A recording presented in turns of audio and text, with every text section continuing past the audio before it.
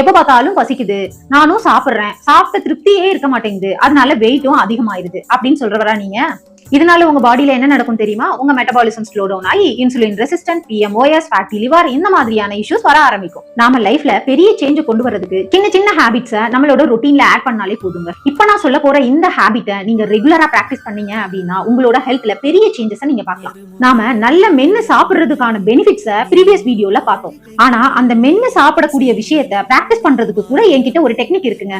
அது வேற ஒன்னும் இல்ல, கோகனட் சூயிங் தாங்க. Daily small 10 pieces of coconut எடுத்துக்கோங்க.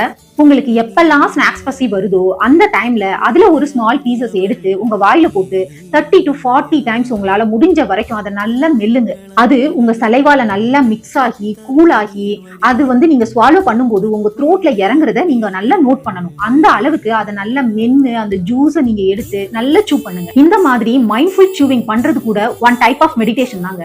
இந்த பிராக்டிஸை நீங்க கன்சிஸ்டன்டா பண்ணும்போது உங்களோட டைஜஷன் உங்க மவுத்ல இருந்து ஸ்டார்ட் ஆகிறதே நீங்க ஃபீல் பண்ண முடியும். உங்க பிரெயின் மெமரியில நல்ல மெல்லக்கூடிய ஹாபிட் அப்படிங்கிறது சேவ் ஆகும்.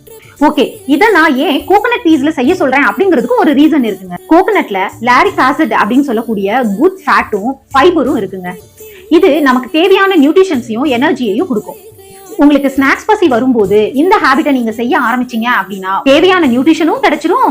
உங்க பிரெயின் மெமரியில எப்படி சூ பண்றது அப்படிங்கிற விஷயம் ஸ்டோர் ஆக ஆரம்பிக்கும். இப்படி நல்லா மென்னு சாப்பிடுற பழக்கம் உங்களுக்கு ஸ்டோர் ஆயிருச்சு அப்படின்னா ஃபுல் ஃபீலிங் அப்படிங்கிறது ரொம்ப சீக்கிரமாவே கிடைச்சிடும். அது மட்டும் இல்லாம எந்த ஃபுட்டை வாயில போட்டாலும் அதை நல்லா மென்னுதான் சாப்பிடணும் அப்படிங்கிறது உங்களுக்கு டிஃபால்ட்டா ஸ்டோர் ஆயிரும். இதனால எவ்வளவு பெனிஃபிட்ஸ் இருக்கு தெரியுங்களா? ஃபர்ஸ்ட் அவசரமா சாப்பிட மாட்டீங்க. அதுக்கப்புறம் ஸ்நாக்ஸ் பசி அதிகமா வராது. அப்படியே ஸ்நாக்ஸ் பசி வந்தாலும் நல்ல மென்னு சாப்பிடும்போது உங்களோட டைஜஷன் இம்ப்ரூவ் ஆகும். ஒரு ஹெல்தியான ஃபுட் ஹாபிட்க்கு அடாப்ட் ஆவீங்க. இதை விட என்னங்க வேணும்? பட் ஒரு விஷயத்தை ஞாபகம் வச்சுக்கோங்க, இது ஒன்னும் மேஜிக் ட்ரிக் கிடையாது. சரியான balanced diet, proper exercise, good sleep, அதோட சேர்த்து இந்த ஃபுட் ஹாபிட், இந்த பழக்கத்தை எல்லாம் ப்ராப்பரா ஃபாலோ பண்ணீங்க அப்படின்னாலே லைஃப் ஸ்டைல் டிசீசஸே உங்க பக்கத்துல வராது. நான் சொன்னேன்னு நீங்க பாட்டுக்கு ஒரு நாளைக்கு ஒரு தேங்காய் எடுத்து சாப்பிட்டு வாயை புண்ணாக்கிக்காதீங்க. ஒரு நாளைக்கு நீங்க பிராக்டிஸ் பண்ண வேண்டியது 10 ஸ்மால் பீசஸ் ஆஃப் கோகனட்.